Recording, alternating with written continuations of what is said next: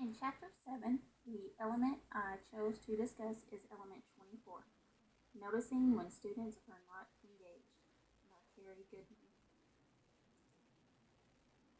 The overview of element 24 is that teachers should continuously scan their classrooms to make sure all students are engaged. If they notice students are disengaged, then they would use different strategies to re-engage those students. The first strategy is monitoring levels of attention.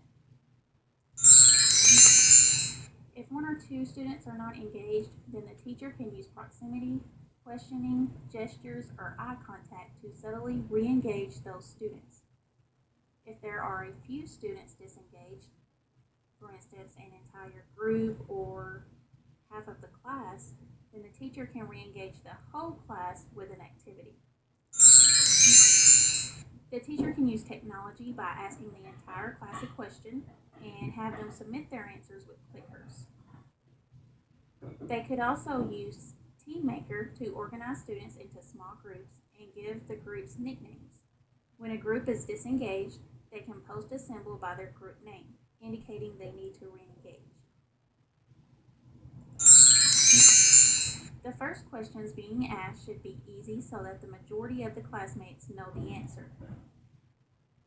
The teacher should also pay attention to the time it takes them to answer the question. The correctness and the time to respond indicates their levels of attention. The second strategy is measuring engagement.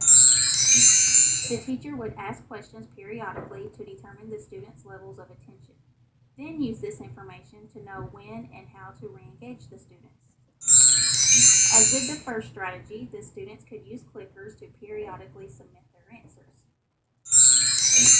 They could submit their level of engagement on a scale of 0 to 4, with 0 being not engaged at all and 4 being highly engaged.